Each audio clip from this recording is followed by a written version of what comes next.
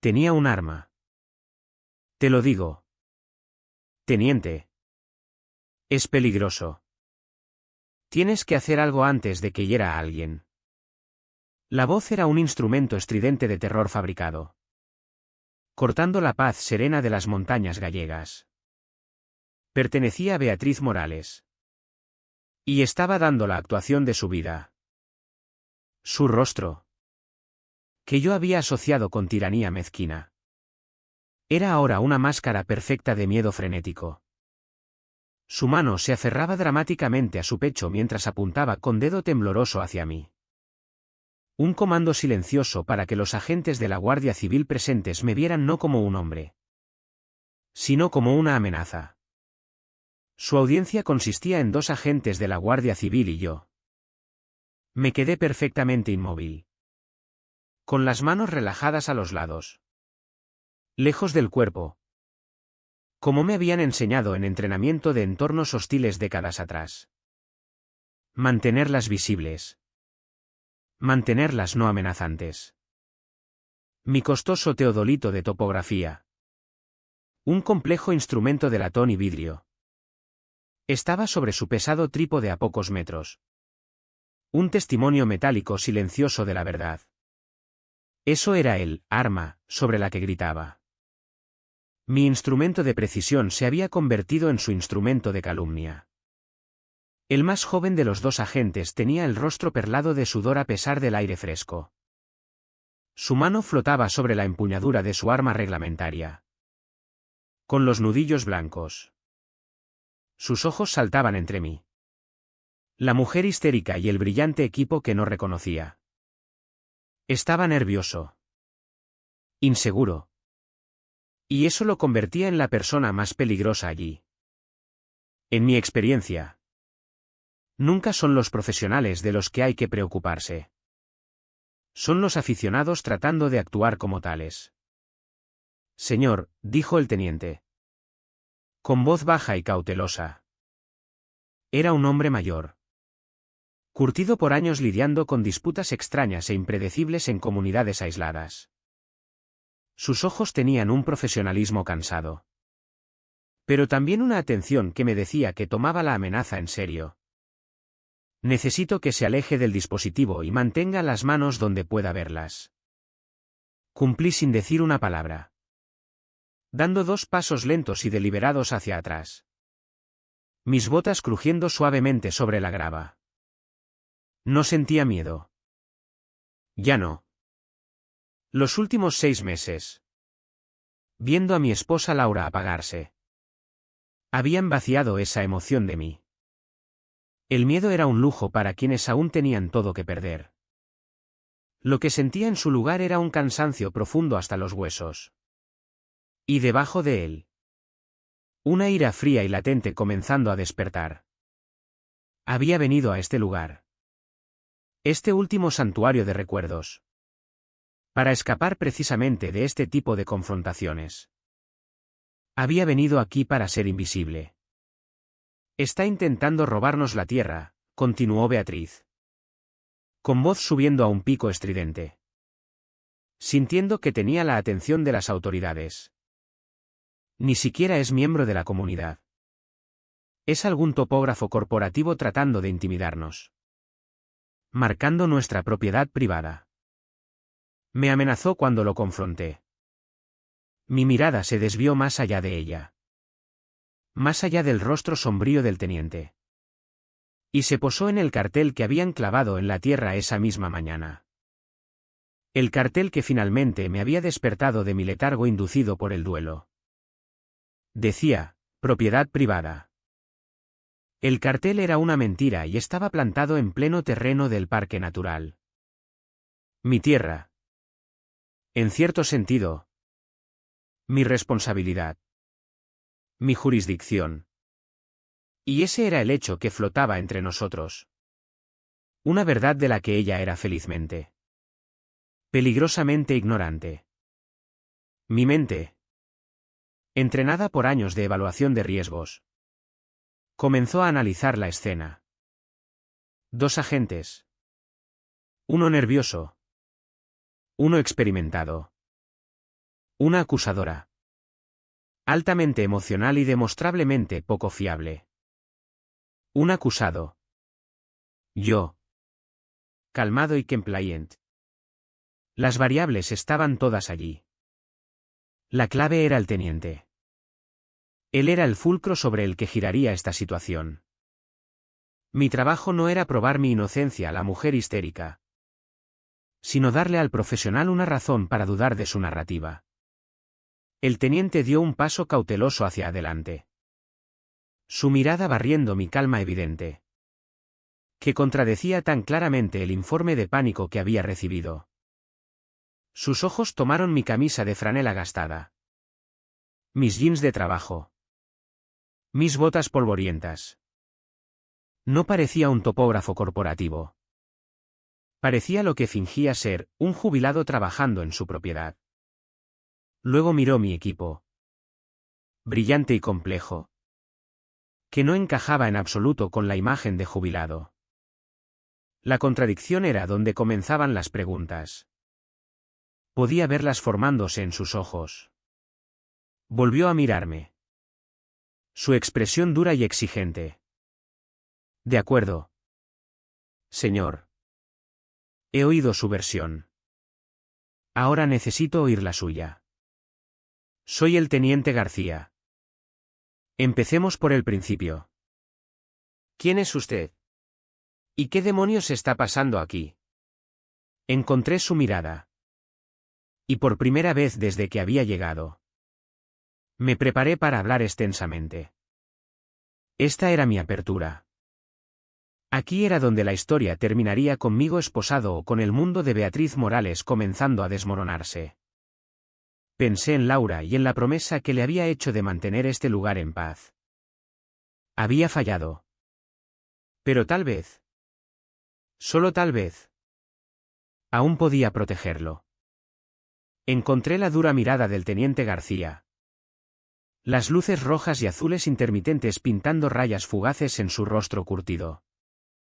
Para responder a su pregunta. Para explicar cómo un hombre que solo buscaba soledad podía terminar en el centro de un enfrentamiento policial. No podía simplemente darle un nombre. Tenía que darle la historia. Una historia que no comenzaba con un arma, sino con un recuerdo. Había comenzado 3 semanas antes. El día que llegué por primera vez a este chalet. Esperando que su silencio ahogara el silencio que Laura había dejado atrás. El chalet era nuestro santuario. Su abuelo lo había construido. Y ella había pasado aquí los veranos más felices de su infancia. Era donde me trajo en nuestra tercera cita. Donde le pedí matrimonio. Después de 6 meses navegando por las habitaciones huecas y resonantes de nuestra vida en la capital. Este era el único lugar en la tierra donde su fantasma se sentía como una presencia cálida en lugar de una ausencia fría. Vine aquí a sanar. Durante 2 días. Ese sanar comenzó. Desempaqué poco. Trabajé con las manos y dejé que la quietud del lago se filtrara en mis huesos. A la tercera mañana. Decidí hacer algo sencillo, despejar un matorral de maleza espesa al borde de mi entrada. El trabajo rítmico era meditativo hasta que una voz afilada cortó la paz. ¿Qué crees que estás haciendo? Era Beatriz Morales. La autoproclamada reina de la urbanización vista al lago. Calmadamente expliqué que estaba en mi propia propiedad. Ella, a su vez, me informó que estaba violando las normas de la comunidad al modificar una zona verde común. La corregí, exponiendo el simple hecho de que su zona verde era, de hecho, terreno del parque natural. Mi refutación calmada y factual fue una chispa arrojada a la gasolina. Se enfureció por mi negativa a ser intimidado. Después de amenazar con documentar la violación, se marchó furiosa. Me quedé allí, viéndola retirarse. Una profunda fatiga asentándose sobre mí. Había venido aquí para escapar de juegos de poder. Solo para encontrar una tirana mezquina en el bosque. Pero tomé una decisión. No lucharía contra ella. No tenía energía para ello. Pero tampoco huiría. Este lugar era demasiado importante. Simplemente resistiría. Mi estrategia de resistencia pasiva fue puesta a prueba a la mañana siguiente. Un sobrecrema elegante estaba pegado a mi puerta principal. Aviso de infracción. Despeje indebido de zona verde común. Multa, 300 euros. Lo leí. Negué con la cabeza ante la absurdidad y lo usé como leña para el fuego de la tarde. Esto se convirtió en un ritual. 2 días después. Un aviso por modelo de vehículo no conforme. 180 euros. Se unió a su predecesor en las llamas. Un aviso por humo excesivo de la chimenea. 120 euros. Siguió. Trataba su autoridad como el papel sin sentido en el que estaba impreso. Y sabía que para una mujer como Beatriz, ser ignorada era peor que ser combatida. Ella escaló.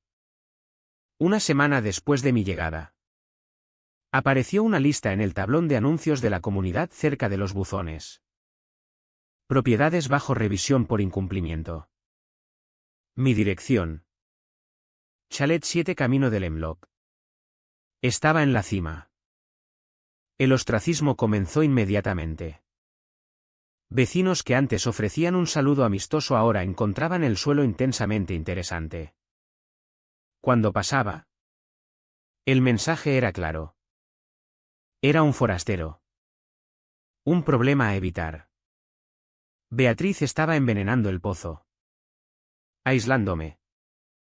Cuando las amenazas de papel y la vergüenza pública fallaron en producir el resultado deseado, envió a su caballería. Una furgoneta blanca de construcciones morales entró en mi entrada una tarde. Un hombre con una sonrisa demasiado amistosa y el mismo apellido que Beatriz se presentó como su primo Víctor. Beatriz me envió, dijo. Todo fanfarronería y falsa sinceridad. La comunidad requiere una inspección obligatoria de integridad estructural en todos los muelles lacustres cada 5 años. Solo una formalidad. Observé en silencio mientras realizaba su teatro de 15 minutos de inspección en mi muelle sólido como una roca. Pateó pilotes que habían resistido 50 años. Sacudió barandillas que habían sobrevivido tormentas. Suspiró dramáticamente y garabateó en un portapapeles. Me temo que tengo malas noticias, anunció. Su rostro una máscara de grave preocupación. Tiene una podredumbre subsuelo significativa. Un peligro mayor de seguridad. Me entregó una tarjeta brillante y un presupuesto para una sustitución completa que no era otra cosa que extorsión. Miré el presupuesto. Luego sus ojos cambiantes y deshonestos. Conocía una estafa cuando la veía. Había pasado una carrera exponiéndolas a una escala mucho mayor. Lo tendré en cuenta, dije. Con voz plana. No le di nada. Ni ira. Ni miedo. Ni discusión. Solo despido. Claramente lo desconcertó. Tartamudeó un adiós y se fue apresuradamente. Esa noche, su presupuesto fraudulento ardió especialmente brillante. En su coche, aparcado en una cresta con vista al lago, Beatriz Morales tamborileaba los dedos impacientemente en el volante. Víctor se dejó caer en el asiento del pasajero. Frustrado.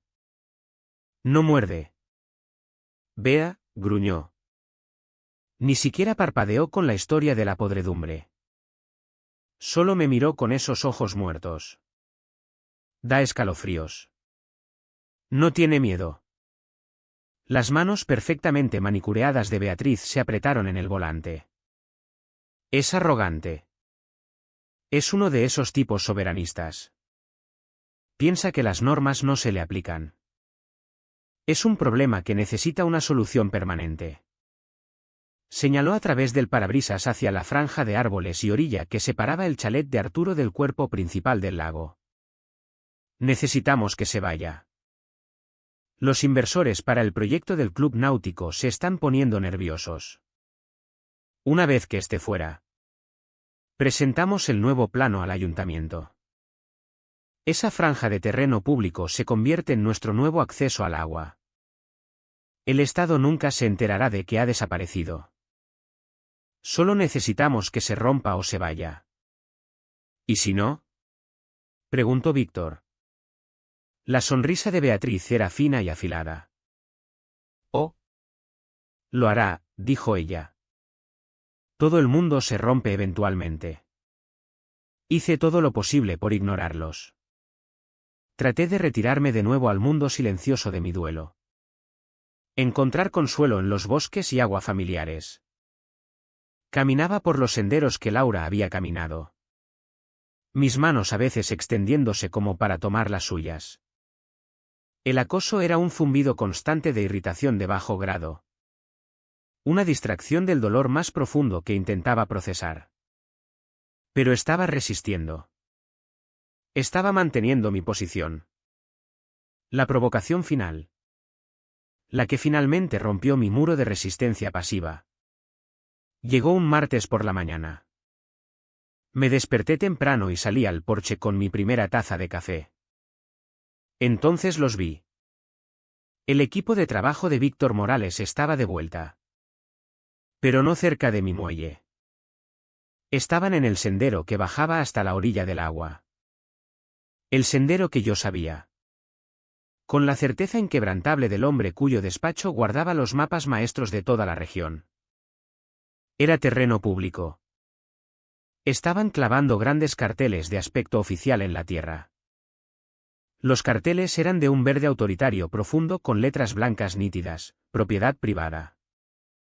Futuro club náutico de la urbanización vista al lago. Solo miembros. Prohibido el paso. Me quedé allí. Taza de café congelada a medio camino de mis labios. Y sentí que algo dentro de mí se rompía. La espesa niebla entumecedora del duelo no solo se disipó. Se incendió. Habían enviado cartas. Habían intentado intimidación. Habían intentado fraude. Lo había absorbido todo. Pero esto era un acto físico de robo. Estaban robando tierra que pertenecía al pueblo de Galicia. Y peor. Habían plantado su bandera de codicia justo encima de un recuerdo. Habían puesto un cartel de prohibido el paso en el sendero donde Laura y yo habíamos caminado 1000 veces. En el suelo que era sagrado para mí. No porque yo lo poseyera, sino porque ella lo había amado. En ese momento, de pie en el porche del tranquilo chalet, el marido en duelo. Arturo, con su estrategia de resistencia, finalmente retrocedió. Y el director general de Espacios Naturales Protegidos, Arturo Navarro. Un hombre con el deber de proteger cada centímetro de terreno público. Despertó. Y estaba furioso. La ira que surgió en mí no se parecía en nada a la rabia caliente y balbuceante de Beatriz Morales. Era fría. Era silenciosa. Era la furia enfocada y calculada de un hombre que acababa de ver a alguien profanar una catedral. Durante semanas. Había permitido que las mezquinas quejas de esta mujer fueran la fuerza dominante en mi vida aquí. La había tratado como una molestia. Una parte desafortunada del paisaje a soportar como una mala tormenta. Había estado equivocado. Esto no era una molestia. Esto era un crimen. Y estaba ocurriendo bajo mi vigilancia. Dejé mi taza de café en la barandilla del porche. La cerámica hizo un clic agudo y definitivo en el aire matutino. El tiempo de la resistencia pasiva había terminado. El tiempo de que el duelo fuera mi única guía había terminado. Laura no habría querido que dejara esto pasar. Amaba esta tierra por su naturaleza salvaje. Por su apertura a todos. Beatriz Morales estaba intentando ponerle una jaula. Y al hacerlo, había despertado algo en mí que pensé que había muerto con mi esposa, mi sentido del deber. No irrumpí sobre sus carteles y los arranqué. Eso sería jugar su juego. Un juego de gestos emocionales y teatrales. Mi respuesta tenía que estar arraigada en algo contra lo que ella no pudiera argumentar. Algo que no pudiera encontrar o legislar. Tenía que estar arraigada en la verdad. Caminé hasta mi camioneta. Mis pasos ahora llenos de un propósito que se sentía tanto extraño como familiar. Evité la cabina y fui al gran toolbox negro atornillado a la cama de la camioneta. Lo desbloqueé. El chasquido metálico resonando en la quietud. Dentro. Anidado en espuma cortada a medida. Estaba el otro lado de mi vida. Las herramientas no de un marido en duelo, sino del director general de Espacios Naturales. Saqué primero el pesado trípode de fibra de carbono. Luego vino el estuche duro que contenía el Leica TS-16. Un teodolito digital de topografía tan preciso que podía medir el ángulo entre dos estrellas. Finalmente, agarré mi tablet de campo reforzada y un paquete de estacas de topografía. Algunas de un naranja casi fluorescente y un paquete más pequeño de un azul cielo específico usado exclusivamente por el Departamento de Parques para marcar límites de terreno público. Llevé el equipo al borde de mi propiedad. Justo donde los nuevos carteles de Beatriz se erguían como centinelas arrogantes. Ni siquiera les eché un vistazo. Eran irrelevantes. Una ficción. Estaba aquí para establecer los hechos. Monté el trípode con los movimientos practicados y deliberados de un hombre que había hecho esto 1000 veces. Monté el teodolito. Lo nivelé y lo encendí. Su pequeña pantalla cobró vida, conectándose a la red de satélites GPS orbitando alto arriba. En mi tablet, abrí los mapas oficiales del parque. Los mismos almacenados en los servidores seguros de vuelta en la capital. Estaban superpuestos con imágenes satelitales mostrando las líneas de límite precisas legalmente reconocidas para cada parcela en esta comarca, mi parcela. Las zonas comunes de la urbanización y el terreno protegido del parque natural que Beatriz Morales ahora intentaba reclamar como propio. Durante las siguientes 2 horas. Trabajé en completo silencio. Era un cirujano. Diseccionando un paisaje con haces de luz y certeza matemática. Tomé mediciones. Verifiqué coordenadas GPS y calculé ángulos con precisión digital. Luego caminaba a un punto específico y clavaba una estaca firmemente en la tierra. Una estaca naranja para las esquinas exactas de mi propiedad privada. Creando un perímetro innegable y legalmente preciso. Luego una estaca azul clavada exactamente en la línea de límite del terreno público del parque natural. Coloqué una justo al lado del primer cartel de propiedad privada de Beatriz. El contraste casi cómico. Su cartel era una mentira ruidosa y jactanciosa. Mi estaca era una verdad silenciosa e inamovible. Continué por la línea. Creando un límite claro. Físico y legalmente irrefutable. Cada golpe de mi martillo era una declaración silenciosa: aquí termina tu autoridad. Aquí comienza la ley. Esto no es tuyo.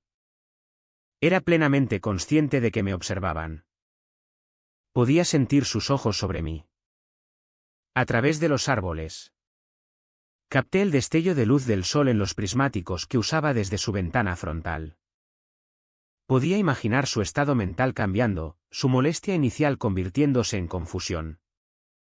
Y su confusión cuajando en pánico crudo. Un hombre al que había descartado como un jubilado terco ahora usaba miles de euros en equipo profesional para probar metódicamente que era una ladrona común. Todo su esquema de robo de tierras, el eje central de su trato con los inversores del club náutico, estaba siendo expuesto. Estaca por estaca de colores brillantes. Debía haber comprendido que yo no era solo un aficionado con rencor. Ninguna persona común tenía acceso a este nivel de equipo o conocimiento. La forma calmada y metódica en que trabajaba debía haber sido aterradora para ella. No era el acto de un hombre discutiendo. Era el acto de un hombre construyendo un caso. Continué mi trabajo. Ignorándola. Citando otro punto. Mi enfoque era absoluto. Fue entonces cuando oí una puerta cerrarse de golpe al otro lado de la calle. No levanté la vista. Pero oí el sonido de su voz estridente y enfurecida llevando el viento. Estaba al teléfono. Y sabía con un sombrío sentido de inevitabilidad que estaba haciendo su movimiento desesperado final. Cuando tus mentiras quedan expuestas y tu autoridad se revela como un fraude. Solo queda una opción para un tirano. Inventas una nueva mentira más peligrosa. Llamas a la policía y afirmas ser la víctima. 10 minutos después. Oí las sirenas. Llegaron rápido. 2 vehículos de la Guardia Civil levantando grava al patinar hasta detenerse. Encerrando mi camioneta. El aullido de las sirenas murió. Dejando un silencio aún más aterrador en su estela. Las puertas se abrieron de golpe. Los agentes tomaron posiciones. Y un hombre con la estrella de la Guardia Civil en el pecho salió. Su mano descansando en su arma. Fue entonces cuando Beatriz Morales comenzó su actuación. Corrió hacia el teniente García. Un desastre frenético y desaliñado. Su voz llena de terror fabricado. Oí fragmentos mientras me señalaba, amenazándome. Un arma. Intentando robar nuestra tierra. Y así fue como terminé aquí. De pie en medio de un claro bañado por el sol. Con las manos en alto. Rodeado de hombres armados. Todo porque me había atrevido a plantar unas cuantas estacas en la tierra para marcar la verdad. La larga y silenciosa batalla de desgaste había terminado. La guerra ruidosa y peligrosa acababa de comenzar. Todo lo que quedaba era la pregunta del teniente. Colgando en el aire como un arma cargada. ¿Quién es usted y qué demonios está pasando aquí? La pregunta del teniente García colgaba en el aire. Pesada y exigente. Su mano estaba a un suspiro de su arma. Sus agentes estaban tensos. Listos para escalar. Beatriz Morales estaba cerca. Con una mirada presumida y triunfante comenzando a reemplazar su terror fingido. Creía que había ganado. Creía que su autoridad, respaldada por la fuerza de la ley local, era absoluta. Estaba equivocada. Dejé que el silencio se extendiera un instante. Una táctica que había aprendido hace mucho en negociaciones hostiles. Primero, desescalé la amenaza física inmediata, di un lento y deliberado asentimiento hacia mi camioneta. Teniente, dije. Con voz calmada y uniforme. Un contraste marcado con los gritos frenéticos de Beatriz. Mi nombre es Arturo Navarro. Mis manos están en alto. Estoy desarmado. El objeto que la señora Morales confundió con un arma es un estuche para un trípode de topografía. Solo contiene instrumentos científicos. Usted y sus agentes son bienvenidos a inspeccionarlo. Mi camioneta y mi persona. No encontrarán nada que represente una amenaza para nadie. Beatriz. Sintiendo una grieta en la certeza del teniente. Se apresuró a llenarla con más mentiras. Es un mentiroso. Chilló. Señalándome. Es un topógrafo corporativo. Mire su equipo. Está intentando robar nuestro acceso a la playa para algún gran promotor. Es un criminal. La mirada del teniente García permaneció fija en mí. Era un veterano. Y sus instintos le decían que algo estaba profundamente mal con el cuadro que Beatriz estaba pintando. Mi compostura no coincidía con sus acusaciones. ¿La escucho? Señor, dijo. Con voz todavía firme. Ahora necesito escucharlo a usted. ¿Qué es todo esto? Gesticuló hacia mis líneas ordenadas de estacas de colores brillantes. Este era el momento. Podría haber sacado mi identificación oficial del ministerio de mi cartera y terminarlo rápidamente. Pero no era mi estilo. Un título es un instrumento contundente. La comprensión es un escalpelo. Necesitaba que entendiera el alcance completo de lo que estaba pasando aquí. No solo reaccionar a un cargo. Dejé que mis manos bajaran lentamente. Un gesto de tranquila confianza. Di un paso adelante. No en agresión, sino como si estuviera a punto de explicar un mapa complejo. Teniente García, comencé. Mi tono cambiando del de un sospechoso al de un experto dando un informe. Antes de discutir quién soy, hablemos de dónde estamos. Actualmente estamos parados sobre 3 tipos distintos de terreno. Señalé las estacas naranjas. Esa línea marca el límite legal de mi propiedad privada. Parcela 4 según los mapas catastrales oficiales. Estaba completamente dentro de mis derechos al despejar maleza allí. Luego señalé las estacas azules. Las que se erguían desafiantes junto a los carteles de Beatriz. Esta línea azul marca el límite oficial del Parque Natural de la Serra d'Aensa según la ley de 1987 y confirmado por encuestas posteriores. Todo a ese lado de las estacas azules es terreno protegido público. Pertenece al pueblo de Galicia. Hice una pausa, dejando que el peso de esa información calara. Vi a la gente más joven intercambiar una mirada confundida con su compañero. Por lo tanto, continué. Con voz nivelada y clara. Los carteles de la señora Morales están colocados ilegalmente en propiedad pública protegida. Eso es una infracción según el Código Ambiental. Además, su intento de usar su posición como presidenta de la comunidad para reclamar este terreno público para uso privado. Probablemente para ganancia financiera a través de su propuesto club náutico. Constituye un uso fraudulento de su organización. Mi mirada se posó en Beatriz, cuyo rostro comenzaba a perder su brillo triunfante, reemplazado por una confusión naciente. No había terminado. Esa invasión ilegal, combinada con un patrón documentado de acoso contra un propietario legal y lo que mi investigación preliminar sugiere es un intento de defraudar a un propietario con un presupuesto falso de reparación de muelle de un familiar conocido. Víctor Morales. Bueno. Teniente. Empieza a parecer menos como una simple disputa de comunidad y más como un patrón de actividad criminal organizada. Vi un destello de genuina sorpresa en los ojos del teniente. Era un guardia rural. Pero era astuto.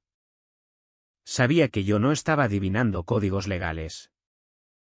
Comenzaba a entender que había entrado en algo mucho más complejo que una discusión entre vecinos. Decidí llevarlo a casa. Hacerlo personal para él. Lo miré directamente a los ojos. Y tengo que decir que estoy decepcionado. Teniente. La propuesta de subvención de su puesto para la nueva carretera de acceso de búsqueda y rescate al otro lado del parque. La que requiere una varianza de uso de suelo del gobierno autonómico. Está sobre mi escritorio en Santiago. Era una propuesta sólida. Bien escrita.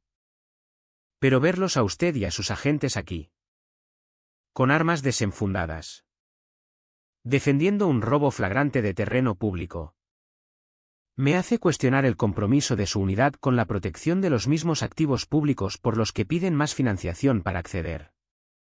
Hice una pausa, dejando que las piezas finales conectaran en su mente. Observé su cerebro trabajando, conectando la información privilegiada sobre la propuesta. Mi conocimiento íntimo de las leyes de terrenos. Mi equipo profesional y el nombre que le había dado, Arturo Navarro. Vi el momento exacto en que la realización lo golpeó. Fue como un golpe físico. Sus ojos se abrieron y el color abandonó su rostro. El hombre al que tenía bajo amenaza no era solo un jubilado. Era el director general Arturo Navarro. El hombre que supervisaba cada hectárea de terreno protegido. Cada parque. Cada orilla en la comunidad. El hombre que, con el trazo de una pluma, podía aprobar o negar las solicitudes de presupuesto que mantenían a flote unidades rurales como la suya. La dinámica de poder en ese claro no solo cambió.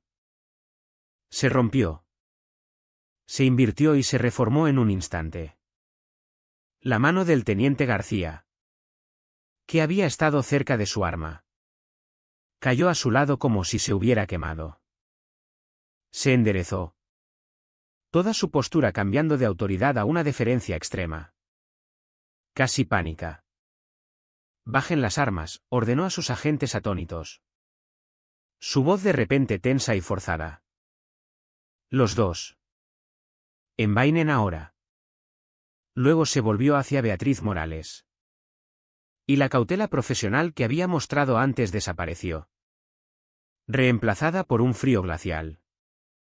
Señora Morales, dijo. Con voz peligrosamente baja. Necesitamos tener una conversación muy seria ahora mismo sobre presentar un informe policial falso.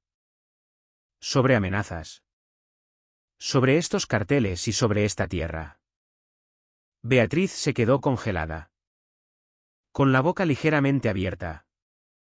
Su rostro un lienzo de incredulidad.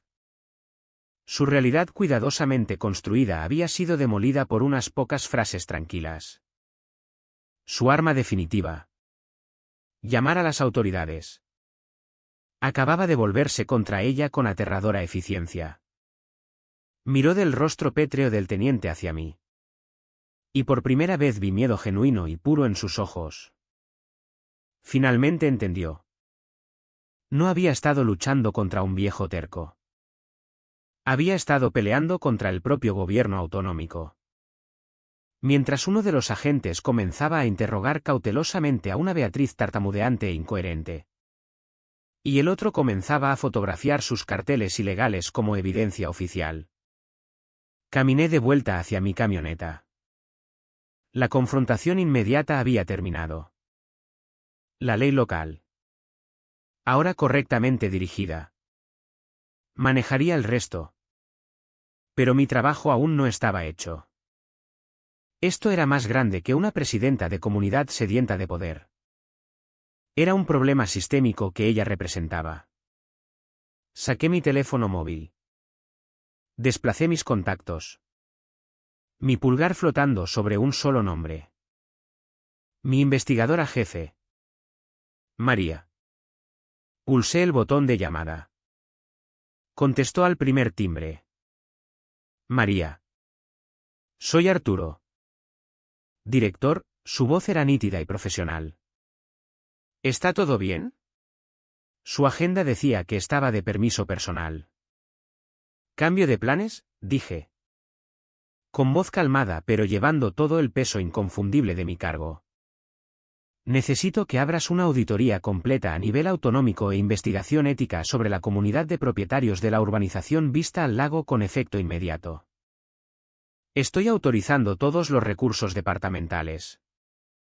Trae a todos, auditores de Hacienda. Topógrafos de gestión de tierras. Investigadores de cumplimiento ambiental. Quiero cada papel que hayan presentado. Cada permiso que hayan obtenido y cada euro que hayan gastado en los últimos 20 años. Tendré el informe preliminar del teniente García sobre fraude de tierras y denuncia falsa enviado en 1 hora. Sí. Señor, dijo sin dudar un momento. Tendré los equipos movilizados para mañana. Colgué el teléfono. La escaramuza local había terminado. Pero acababa de movilizar un ejército. Un ejército de servidores públicos armados con citaciones, calculadoras y el peso aplastante de la ley. Beatriz Morales había comenzado una guerra por unos pocos metros de orilla. No tenía idea de que yo estaba a punto de traer el mapa entero. A la mañana siguiente a mi llamada. El silencioso asedio de la urbanización vista al lago fue reemplazado por una silenciosa invasión. No vino con sirenas ni órdenes gritadas. Llegó en un convoy de 7 sedanes oscuros y 2 furgonetas blancas del gobierno autonómico. Todas con el sello oficial. Rodaron por los caminos de grava sin prisa inquietante. Aparcando en una formación ordenada y preplanificada frente al pequeño club social que una vez había sido la sala del trono de Beatriz Morales. Hombres y mujeres con trajes de negocios afilados y polos con logo oficial emergieron.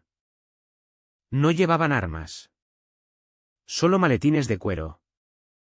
Cámaras de alta resolución. Escáneres de documentos portátiles y equipo de topografía que hacía que mi propio equipo profesional pareciera modesto. Eran un ejército de otro tipo, auditores de la Intervención General. Especialistas en gestión de tierras de mi departamento e investigadores de fraude de la Fiscalía. Eran educados. Profesionales y se movían con el impulso imparable de un glaciar. Su llegada señalaba que la frágil autoridad de fantasía de la comunidad había sido completamente superada por el peso real y aplastante de la ley. Establecieron un puesto de mando temporal en la sala de reuniones del club. Con una de mis mejores investigadoras. La aguda María. Dirigiendo la operación. El mensaje a los residentes era claro e inmediato: el gobierno ha llegado y se está llevando a cabo una investigación formal completa. El desmantelamiento del imperio de Beatriz fue una clase magistral de eficiencia burocrática. Un equipo de topógrafos autonómicos usando mis estacas azules iniciales como base realizó un estudio exhaustivo y legalmente vinculante de todo el límite disputado. Usaron radar de penetración terrestre para localizar los marcadores originales enterrados. Probando sin lugar a dudas que los carteles de Beatriz no solo estaban en terreno público, sino 15 metros dentro del límite oficial del parque natural. Cada medición. Cada fotografía era otro clavo en el ataúd de su empresa fraudulenta. Al mismo tiempo, los auditores descendieron sobre los registros financieros de la comunidad como lobos sobre un cadáver. No solo miraron el último año. Retrocedieron 20. No les llevó mucho encontrar la podredumbre. El esquema de comisiones con la empresa de construcción de Víctor Morales era descaradamente obvio. Encontraron docenas de facturas infladas por reparaciones estructurales requeridas, mantenimiento de zonas comunes y paisajismo de emergencia. Estas facturas correspondían perfectamente con cheques firmados por Beatriz, que a su vez eran seguidos por pagos de honorarios de consultoría de la empresa de Víctor de vuelta a una sociedad privada propiedad de la propia Beatriz. Estaban blanqueando dinero a plena vista, usando el miedo a multas y embargos para alimentar su fondo personal. La evidencia más poderosa, sin embargo, vino de la gente misma. Una vez que se extendió la noticia de que la comunidad estaba bajo investigación autonómica y Beatriz Morales era el objetivo, la presa del miedo que había silenciado a la comunidad durante años finalmente se rompió. Se formó una cola fuera del club. Una cola de residentes agarrando sus propias carpetas de evidencia, ansiosos por hablar con los investigadores. Me senté con María y escuché algunas de sus historias. Mi corazón doliendo con una mezcla de tristeza y ira fría. Había una pareja anciana que había sido obligada a pagar 9.000 euros a Víctor para reemplazar un muro de contención perfectamente bueno porque Beatriz había declarado que su color no armonizaba con los tonos tierra naturales del vecindario. Había una madre soltera joven multada repetidamente porque la bicicleta de su hijo a veces se quedaba en la entrada más de la ventana de 2 horas aprobada. Había trabajado turnos extra como camarera para pagar las multas, aterrorizada de que le pusieran un embargo en su casa. Una historia de un hombre tranquilo llamado Samuel era particularmente escalofriante. Había cuestionado el presupuesto de la comunidad en una reunión hace 5 años. La semana siguiente, Beatriz le informó que su propiedad violaba una ordenanza olvidada de fosa séptica de los años 80. El costo para ponerla al código, cotizado por Víctor, era de 18.000 euros. Samuel tuvo que pedir una segunda hipoteca. Los oficiales de cumplimiento ambiental investigaron y encontraron que el sistema séptico de Samuel estaba perfectamente bien. La ordenanza que Beatriz había citado había sido superada por la ley autonómica una década antes. Era pura extorsión maliciosa. Cada historia era un hilo. Y juntas tejían un tapiz de fraude sistémico. Abuso e intimidación. Esto no era solo un caso de una presidenta de comunidad hambrienta de poder. Era una empresa criminal disfrazada de asociación de vecinos. Las detenciones, cuando llegaron 3 días después, fueron silenciosas y anticlimáticas. 2 investigadores autonómicos, acompañados por un teniente García de rostro pétreo, caminaron por el prístino sendero hasta la puerta principal de Beatriz Morales. Ella abrió, pareciendo que no había dormido en días. Su blazer a medida había desaparecido, reemplazado por un suéter simple y soso. Toda la lucha, toda la furia justa se había drenado de ella. Era solo una mujer cansada y derrotada enfrentando las consecuencias de sus propias elecciones. Fue informada de que estaba bajo arresto por múltiples cargos de delito, incluyendo conspiración para cometer fraude, extorsión y falsificación de documentos públicos. No resistió. Simplemente asintió y puso las manos detrás de la espalda. Al mismo tiempo, otro equipo arrestó a Víctor Morales en su oficina, rodeado de las facturas fraudulentas que habían pagado su estilo de vida lujoso. La dinastía de delitos mezquinos de los Morales había terminado no con un estruendo, sino con el clic silencioso y final de las esposas. 6 meses después, el aire en vista al lago se sentía diferente. Era más ligero, más limpio. El peso opresivo de la vigilancia constante y el juicio arbitrario se había levantado. La comunidad de propietarios de la urbanización vista al lago había sido oficialmente disuelta por la Fiscalía Autonómica.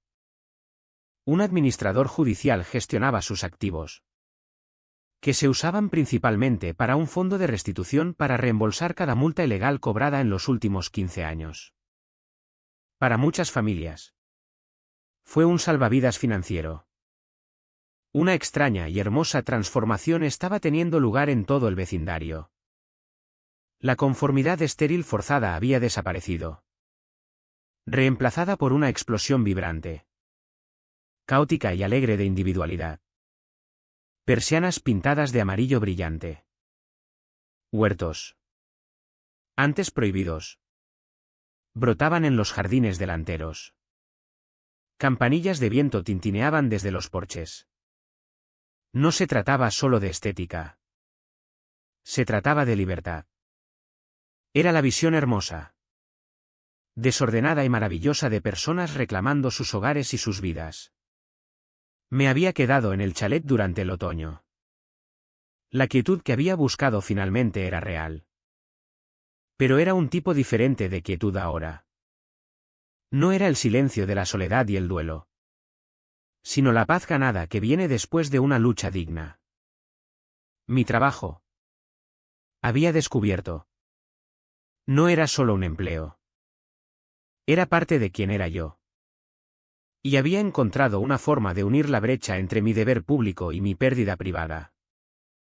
Usando mi autoridad como director y una porción del presupuesto de conservación, reclamé oficialmente la tierra robada. Los feos carteles arrogantes habían desaparecido hacía tiempo. El sendero que Laura y yo solíamos caminar fue ensanchado, pavimentado con grava fina y bordeado con bancos de madera simples con vista al agua. Un gran cartel tallado se colocó en su entrada. La semana pasada, celebramos una pequeña ceremonia de dedicación. La mayoría del vecindario vino. Me paré frente a ellos, el aire fresco de otoño llevando mis palabras a través de la multitud. Este sendero era un lugar especial para mi difunta esposa Laura, comencé, con voz clara y firme. Ella creía que nuestros terrenos públicos eran nuestros santuarios colectivos, lugares para la paz, La reflexión y el recuerdo. Se hizo un intento reciente de robar esta tierra. De convertir un santuario público en un privilegio privado. Hoy lo reclamamos formalmente. No solo como terreno del parque natural, sino como algo más. Hice un gesto hacia el cartel en su memoria y para honrar a la comunidad que luchó por protegerlo. Este será conocido ahora y para siempre como el Sendero Memorial Laura Navarro. Que todos los que lo caminen encuentren la paz que ella siempre encontró aquí. Era una forma de convertir un sitio de codicia y conflicto en un lugar de belleza y recuerdo. Era una forma de asegurar que el legado de Beatriz Morales no fuera un club náutico, sino un sendero público nombrado por la mujer cuya memoria ella había ayudado involuntariamente a honrar. Mi trabajo no había terminado. El escándalo de Vista al Lago había expuesto profundas fallas sistémicas en la supervisión del gobierno sobre estos poderosos organismos cuasi gubernamentales. Un año después de las detenciones, me paré ante una sesión conjunta de las Cortes Autonómicas en Santiago. La sala estaba llena de legisladores, reporteros y ciudadanos de toda Galicia que tenían sus propias historias de horror con comunidades de propietarios. Durante demasiado tiempo, dije. Mi voz resonando en la gran cámara, hemos permitido que las comunidades de propietarios operen como feudos sin control. Hemos visto de primera mano en el caso de Vista al Lago cómo esto puede llevar a fraude sistémico, violación de derechos de propiedad y erosión de la confianza pública. Un hogar debería ser un santuario, no un campo de batalla definido por el color de una persiana o la altura de la hierba. Presenté ante ellos mi propuesta, una ley integral de protección de comunidades de propietarios y terrenos públicos, apodada por la prensa como Ley Laura. Incluía formación ética obligatoria a nivel autonómico para todos los miembros de juntas de comunidad. Un proceso de arbitraje estatal simplificado y vinculante para disputas. Y penas penales claras y severas por fraude financiero e invasión de tierras. Mirando los rostros en el comité, ya no me sentía como un hombre dividido. No era Arturo Navarro el viudo en duelo, ni el director Navarro el funcionario público. Era simplemente un hombre al que le habían recordado por qué valía la pena luchar. Había venido a la montaña buscando escapar de mi vida. Pero en cambio había encontrado su propósito. Había luchado para proteger mi santuario porque contenía el recuerdo de mi esposa. Y ahora usaría todo el peso de mi cargo para proteger los santuarios de miles de otros. Asegurando que el camino de todos al lago, real o metafórico, permaneciera libre, abierto y seguro de la tiranía de aquellos que intentarían robárselo.